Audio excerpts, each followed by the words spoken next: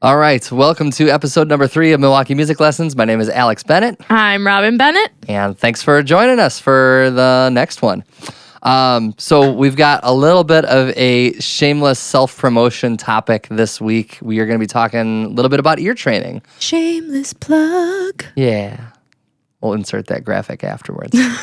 Okay. We're doing a little bit of a shameless plug. We have a workshop coming up at the end of the month of March, and I thought it would be really cool to just talk a little bit about what ear training is and how we experienced it and what our take is on it, what's important, things like that. So, Sure. So I guess we'll start with just like how did we go through with ear training, or even just maybe what ear training even is? Like, how would you define ear training? I mean, for me, when I think ear training, I think being able to discern sounds. Mm-hmm. For me, it was almost exposure therapy. Mm-hmm. You could kind of say it, growing up in a church and people singing 4-part harmonies around you, you're just exposed to hearing each individual part sung by a different voice, which makes it a whole lot easier to focus on than if it's just, a chord played by an organ or a piano or a guitar. So it's easier to pick out those individual notes. If each person is singing it differently, then you can kind of, okay, I'm going to listen to mom this time. Okay, I'm going to listen to grandpa this time. Okay, I'm going to listen to dad this time. And then you being able to embody each of those sounds. So it's not only, to me, ear training is a couple of things. It's being able to recognize that there are different sounds or voices going on. Mm-hmm. And then it's being able to tune in either through your instrument or through your voice and being able to do what that voice is doing. Okay. See, what about for you? Well, I don't think, just kind of going off of your example real quick there, I don't think I had that same exposure to different harmonies and whatnot early on. I mean, I was also involved in church, but like your family is very traditional. Yeah, in the choir. And I mean, we had a choir and everything for us, but I didn't have specific people that I could kind of go back and like listen lean to. in on. Yeah, exactly. Yeah. We sang whatever the melody was. Sure. And that was it. So, which is also, like, that's good.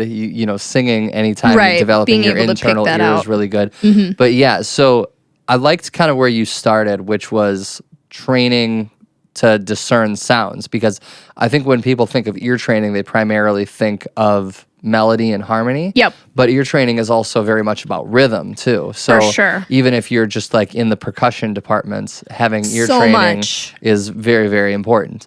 Yeah. And so that was, I think that was an eye-opener for me back when I first started doing ear training, but I don't think I understood how important it was at the beginning, because ear training is, well, first of all, your ear is the most important tool that you have. It's your measuring stick.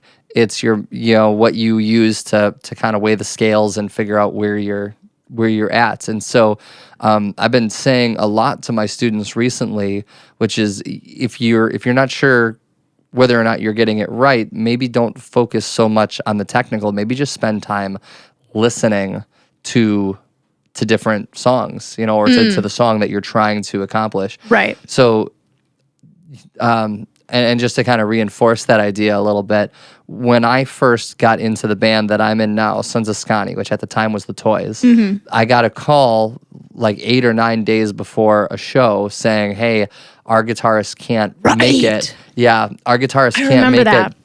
And so it's like, can you fill in?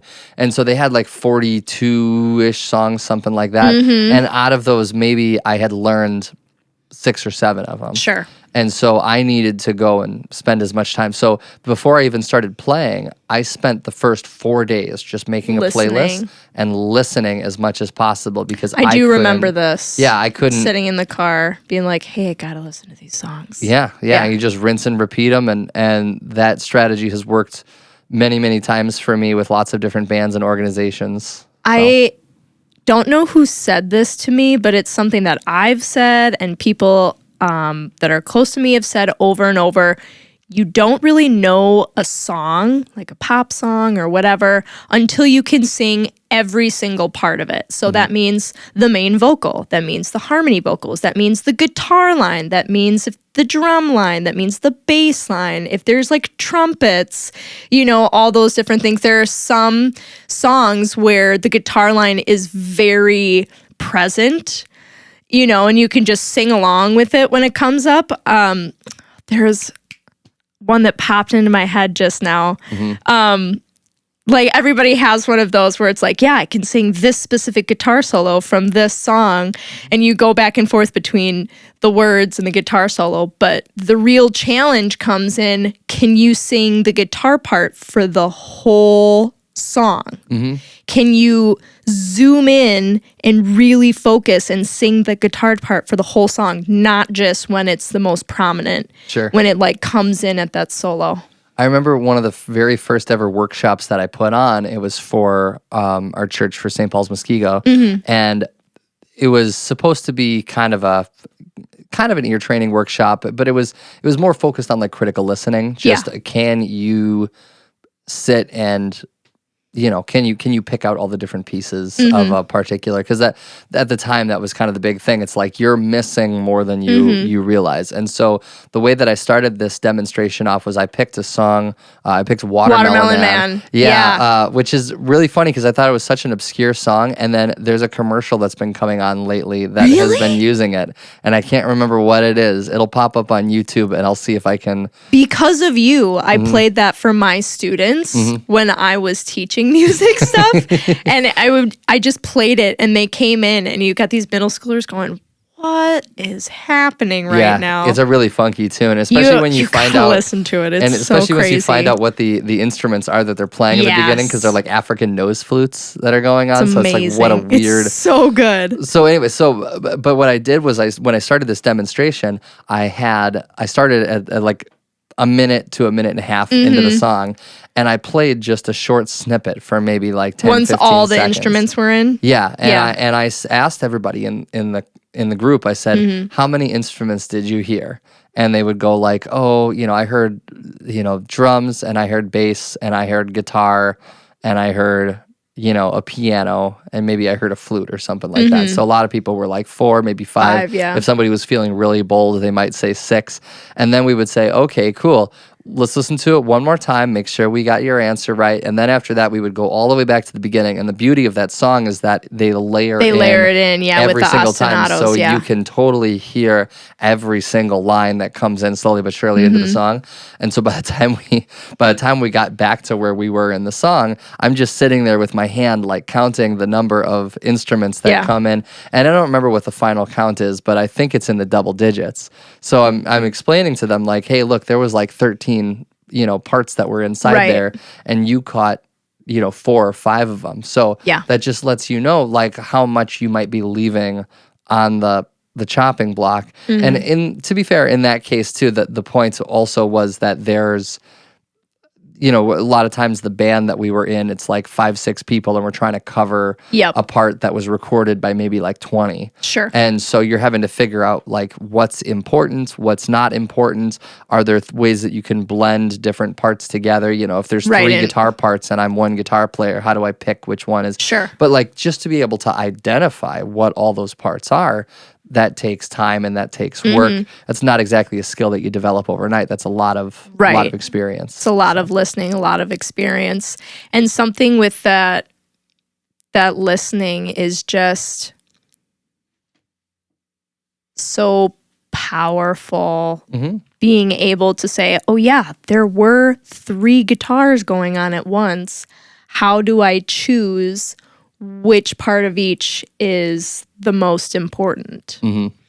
So that's been a big thing for me. Even listening back to that song, I still have a hard time counting which one it is. And I think you zone in on the instruments that you're most comfortable with, the timbres that you know So we know what a guitar sounds like. We know what a voice sounds like. We know what the drums sound like. Even a bass or a piano, like we know what those things sound like. Even synth, are things we all know what to look out for. So those are definitely the things that people can pick out more readily. I think it comes when you have more of the same, like things are on top of each other. They're compounded, like 3 guitars. I can tell probably if there's 2 guitars, but once you start getting 3, 4, 5, you get like the gang vocal or the gang guitarists playing. Like you can't discern as much when everything sounds the same. Sure. I do know it's a pretty common thing, in my experience at least, where I'll get students who, after a couple months of coming in for guitar or whatever instrument that we're learning together, where they're just like, I listen to music differently. And that's so some of that is just a natural side effect of taking lessons. You when you come in, you're already working muscles that you didn't work before. Yep. So it's like when you first go to the gym, if you've never gone to the gym before, it's like any exercise. You are sore. Well, I was just gonna say any exercise is a good exercise because they all make you stronger. Okay. That's all I was saying. Not how you feel afterwards. No. You're focusing on the wrong thing. Right? We're focusing on the positive aspects. Oh, okay. Okay. So it's any muscle that you work is going to grow because you're starting from essentially nothing. From zero, yeah. And so on some level, it's like ear training kind of naturally happens and develops no matter what instrument you work on. But as with all things, there are, if you know how to focus on certain things, you can make much more rapid progress, right? So there's no doubt that if you're like going to the gym and you're working things on your own, that eventually you will, you'll hit like a certain plateau, and that might be a year or 2 years in, right? But you could potentially, if you have a trainer or something, you'll get to that spot faster. If you pay somebody for a workout regimen, you'll get to specific goals much quicker. That way. But even still, like once you get to, there's like a plateau for everybody. And for some people, it's a year or 2 years or maybe 3 years. And then eventually they have to start going out and like hiring extra help. We have to like reassess our goals. What do we want to get to? Do we need to change like what exercises we do, how often we're going, how much time we focus on certain exercises? Do we need to change our diet, things like that? Yeah. And that's a really good analogy for the music because okay, how much can you learn by yourself? If you're pretty self-motivated, there's a lot of books and videos and things out there. So when do you seek help? When you hit that plateau and you're like, I just don't see that I'm going anywhere, or am I doing what's the right direction? You don't know what you don't know. Right. But you know enough to know you don't know something. Yeah.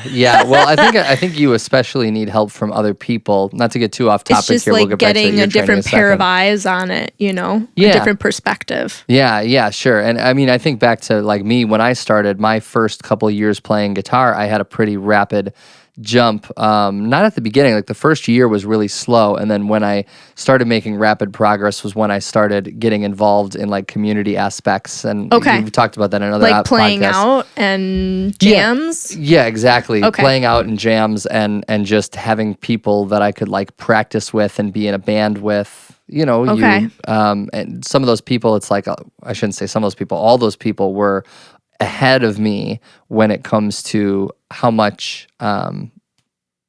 playing time they'd had, how much experience they'd had. So they were all giving me ideas for like, this is the song you should learn next. And, and hey, maybe you should, try doing this instead or whatever else. And it didn't even have to be people from the same instrument. They just give me different ideas, or sometimes it'd just be like, hey, the next time we get together, we're learning this song. Know this song by the next time you show up, and then you have a deadline. Yeah, deadlines are so good. Yeah, deadlines are super important. They're very, very important. So, anyways, but getting back to like the ear training thing, real quick. So, what was your first experience when it came to like more of a formal ear training? Because we talked a lot about like in the beginning steps. and like there's all sorts of ear training that's happening, whether or not it's intentional. But at a certain point, like I imagine for you, it was probably college or maybe even before that, because you were pretty heavily involved in choir. I was very heavily involved in like choir and jazz choir, but I don't know that I would say it was a formal ear training. Okay. Like it wasn't specifically, we're doing an ear training day. Because, I mean, you're always doing songs that might have like a crunchy chord and, the person next to you isn't singing the same thing. We did more of that in jazz choir where we would stand next to people who weren't singing the same thing we were.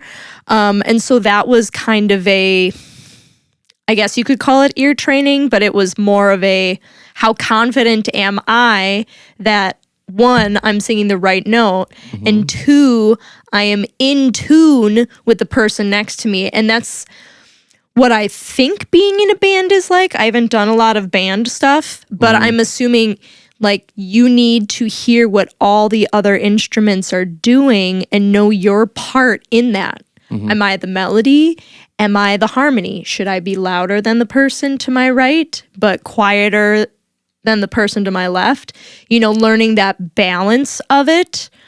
So there was a bit of that in high school, but it wasn't very pointed until college because we had oral theory. Not O-R-A-L, mouth, but A-U-R-A-L, so with the ears. So that was very much, I'm going to play this chord. What kind of chord was that a, normal tonic chord, 1, 3, 5 scale degree? Was it a first inversion? Was it a second inversion? Things like that. Like, can you tell what is this interval? And we did a little bit of that now that I really think about it, we did a little bit of that in choir in high school, but it wasn't as pointed as that. In college choir, it was very pointed. Yeah. I need you to sing a minor third, go from here to here. But when you go to music college, it's pretty expected of you to do that in choir, to do that in, what was that class that I had with Heinrichs? I couldn't tell you what it was, but it was like theory. It wasn't a basic fundies theory that I think I tested out of fundies theory. I should have taken fundies theory. I was not good at theory. I should have taken it anyways. But like the theory class, hey, listen to how this sounds. Yeah. But the first formal training that was more pointed, like this is what we are doing. We are training your ears, was college with oral theory. Someone, the prof would play something on the piano and like our exams were, hey, I'm going to play something. You tell me what it is. Yeah. But then also it was dictation. Hey, I'm going to let you know we're in this key. Here's what do sounds like. And then they would play like a part. And then they would play a part. Then they would play another part. And so we would have to write out almost a whole song. Like he would keep playing it, 4-part harmony, and we would have to write in notation what each of them were. So that was dictation. Where eventually it got to be, thankfully, my saving grace in that class was that I had grown up in the church. Yeah. And the church has very traditional harmonies, the harmonies that you learn that are by the book. Yeah. Here's the chord. It's going to play all 3 notes. One of them is probably going to be doubled. And if it's a weird chord, everybody's doing a different thing. If it's a add 7 or add 9, or this one is, the third is missing, but there's a 7. So it was very, so church music was like that. And the hymns, the songs that he played for dictation were hymns. Okay. So I could write out the melody really quickly because I knew the melody really well. And then I could write out the alto part because I was pretty good at the alto part, because it's usually a third, or the alto line is usually the most boring line. So it's all the same. And then I really just had to really, really listen for the bottom two parts, which I wasn't as good at. But those ones were better. And then sight singing, which movable do. Do can be anywhere you put it.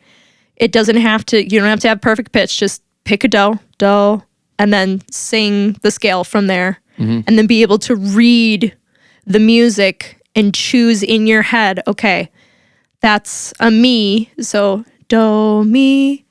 So then you would have to sing the whole thing, sight reading it. But I'm a pretty good sight reader, so thank goodness for that. Gotcha. I don't know why. So that's my formal ear training. Okay. That was a long I'm sorry. That was a long story. That was a long story. Do you want me to just start over and make it short? No. Okay. No, here we are. Okay. What was your ear training, Alex? College, I assume? Yeah, that was it for me. Well, okay. You got to remember I was late to the party, right? So, I didn't start until like middle of sophomore year, end of sophomore year of high school for guitar, which is when I started getting really serious about music. So it was like I did that I basically played for like 2.5, 3 years. And then that's when I got into Berklee. Yep. And so Berklee, I was similar to you in that I tested out of music theory, or at least the first semester anyways. Right. But then I had to go on to ear training. Yep. And so for us, we had 4 semesters essentially, and you could very much divide each semester into like what the goals were. Okay. So it's it's very like do, re, mi, fa, sol, la, ti, do, that type of stuff. You learn your syllables, your pitches, things like that. You spend a little bit of time working on chords and chord progressions and just focusing on basic major chord progressions. We weren't so much focused on like the inversions and the stuff like that like you were doing, but we were definitely working on just, can you identify the 1 chord, the 5 chord, the 4 chord, the 6 chord, right? Yep. And we would slowly but surely add more complicated patterns week in and week out. Were you listening to music and then being like, all right, try and tell me what the chord progression is? Yeah, so it was just, he would just, Paul was our teacher's name, missed that man. Paul would just play a chord progression on the piano, and then he'd be like, you don't have to know the key, right? Because the key's not important, right? Everything's relative. It's not perfect pitch, which is much different than relative pitch. We'll get into that. But like the relative pitch is just like, okay, here's a chord progression. Can you tell me, like, I'm gonna play 3 chords. And when we would start with a real limited narrow field, it'd be like 1, 4, 5, basically the major chords, and then it was, can you tell me which one's the 1 chord, the 4 chord, the 5 chord? Sure. And we would just do a whole bunch of different combinations of that. Again, didn't care about the inversions or anything of that nature. It was just, what are these? That was one aspect of it. There was also, the actual melody side of things. So we would start with very small increments, so we're doing like do, re, mi, very, very short segments. And then slowly but surely expanding further and further until we're getting into octaves. And some of that would be, can you read it and play it back? And some of it would be, can we play it back and can you write it down? So it was both aspects of it trading off here and there, right? Yeah. And then the other one was the rhythmic side of things. And so first of all, anytime we did a reading segment that we had to say the pitches and all that stuff, it was mandatory that you had to conduct while you did everything. You had to keep the tempo going with your hands like a conductor while you were doing all that stuff. Yeah, we had a teacher that was like, don't forget to wave at yourself. Yeah. And so at the beginning, it was like the basic time signatures. It was 2, 4, 3, 4, 4, 4. And that was essentially everything I just described there was like the first semester. And we were meeting, I think it was either 2 or 3 times per week is what we had. And then basically every semester from there, you were just doing more advanced versions of the same thing. So second semester was essentially completely focused on minor and 6/8 and just everything to do with minor and 6/8. Okay, so like just getting more complicated. Correct, yeah. Got it. And then by the time we got into third semester, we were focusing on modes. So, all those fancy Greek words, Mixolydian, Dorian, yep, stuff like that. Lydian, Phrygian. Yep, yep. And so that was one thing. And then we were starting to get into more complicated time signatures as well. So we were expanding into 9/8 and 12/8 and even like odd time signatures like 5/4 and 7/4. Yeah. And then by the time we got to the last semester, it was essentially completely chromatic.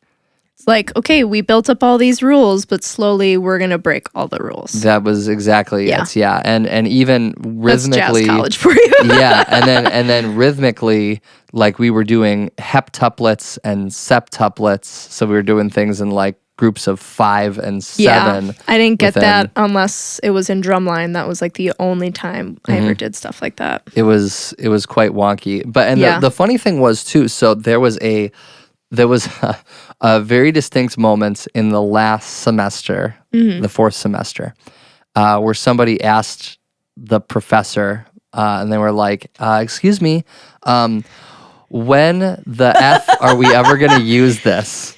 I love that question. Yeah, and it's a valid question because I always love the answers. Yeah, the answer was quite simply, you're probably never going to use it. But the idea was that you are going to build up your ear muscle so well that everything we did in semesters 1 and 2, which is what you will most likely encounter 99% of the time, right, is gonna feel like a cakewalk comparatively. So you're definitely you're building up that muscle so that way everything else just is easy by comparison. I keep going back to the idea of the gym. It's like if you can lift at the gym 300 pounds and in your real life you never have to lift anything more than 50, well, then that 50 it's going to be so easy. It's going to feel like a cakewalk compared to everything else.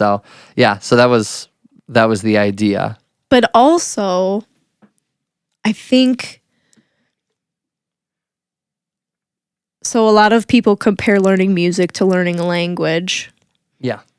And the more complicated your language gets, or the more in-depth you learn your language, like vocabulary, syntax, all those things, the easier it is to communicate simply. Mm-hmm.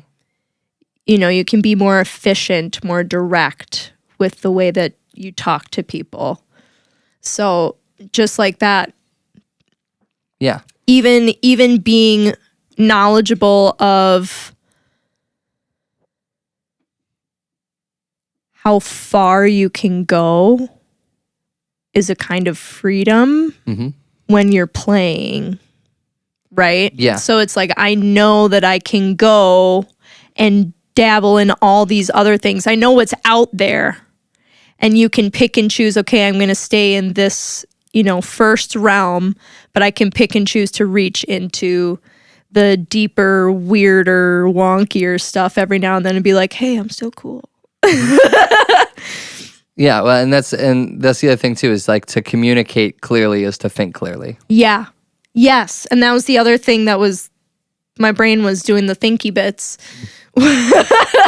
Was I was, just being able to expand your mind to understand something a little bit more abstract is so good for you.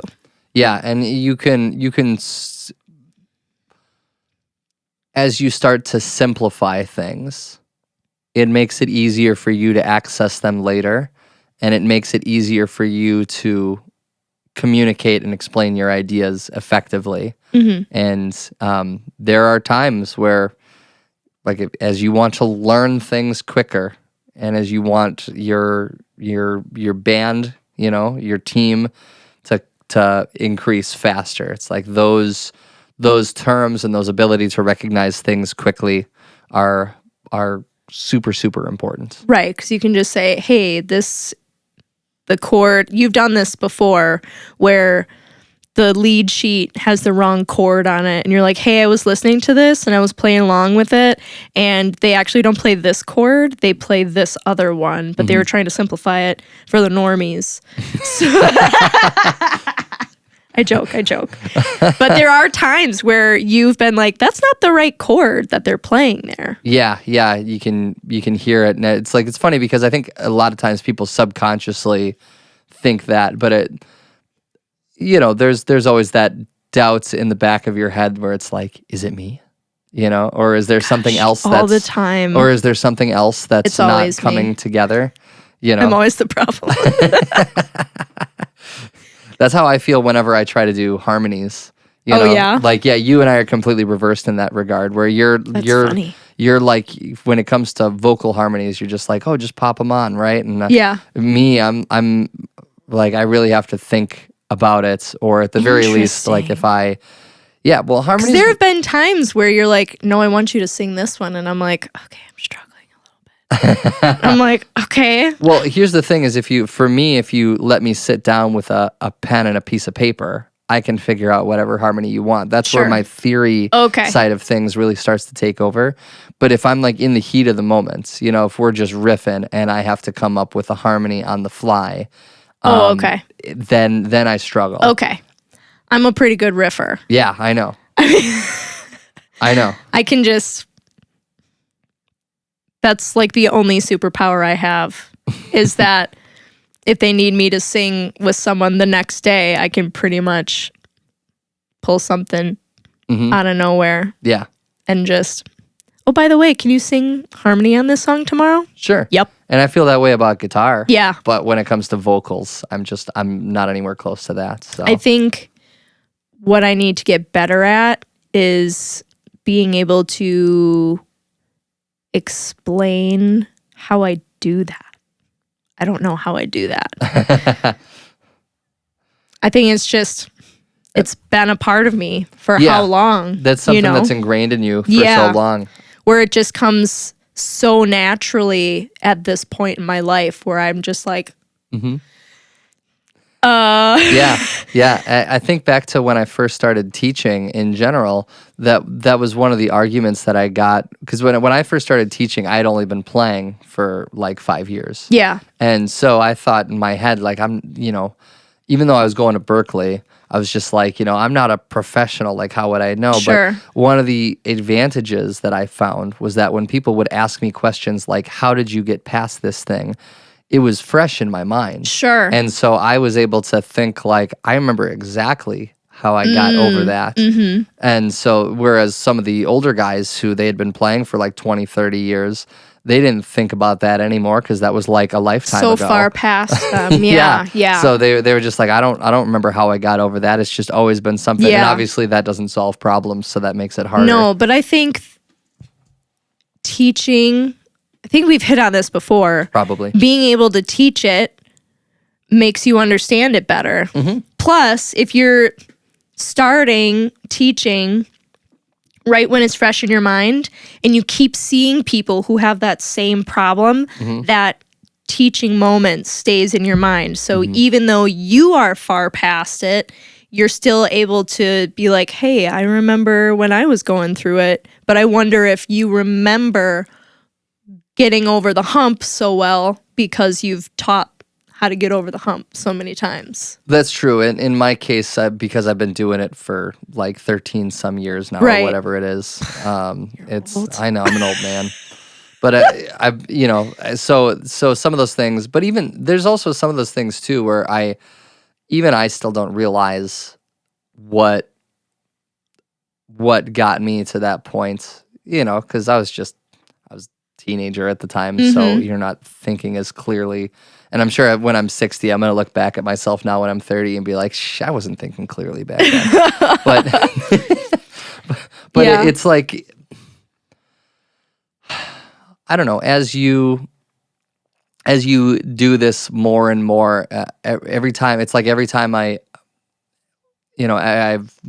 discover something new about myself and like how I did that, then that brings me back to teaching. And I'm like, ooh, I should emphasize that a little bit more. Ooh, I should emphasize that a little more. And then you have to remember, like, you can't get good at everything at one time. You have to pick one thing and focus on it for a while.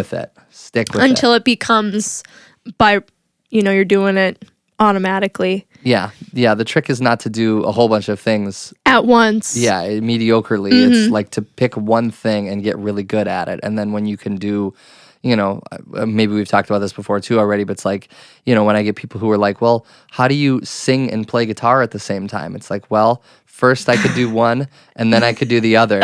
And then I did both of them together. It's like piano playing left hand, right hand together. Mm-hmm. Yep. Same thing like that. Same idea. Mm-hmm. Something that you had talked about before in your ear training was like the first semester you were learning your solfege, like do, re, mi, fa, sol, la, ti, do. Mm-hmm. And what I was thinking about while you were saying that was that's what I learned in college about how to teach. Mm. So like the music ed degree I was on was like, hey, here's how you start.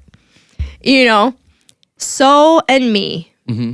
And being able to teach first graders how to hear the difference between a high sound and a low sound. Are we going high-low? Are we going low-high? Yeah. Did I sing the high note twice? Did I sing the low note twice? And that was such a big thing when I was consistently teaching first and second graders music ed. That was the difference between kids being able to sing on pitch and match the pitch that I was singing versus if they were tone deaf, was that they couldn't tell. Their ears weren't discerning between the high sound and the low sound. Yeah. Because we would do exercises like repeat it back to me, like so me, and then they would have to sing it back. Yeah. Or I would sing it without the syllables and be like, and then they would have to tell me high, low, high. So over and over and over, we do those until, I would individually assess them, be like, okay, I'm going to sing one to each of you. And when you can say it back to me, yeah, then you've got the thumbs up. And some kids, it took them the first time and they were good. So every time we did an individual assessment, they were excellent. Yeah. But there were some kids that it took months of doing that before they could match the pitch. So I think people who think they're tone deaf just haven't learned enough. Yeah, I just haven't been exposed. And I don't know if I don't think it's just the exposure bit. I think it's also that they haven't worked on deciding, did it get louder here? Did it get quieter here? Was that a high to a low? Yeah. Was that a low to a high? And they didn't have someone or anyone going, that was low to high. Listen to the low and the high one again. Like, did that pitch go flat or did it go sharp? And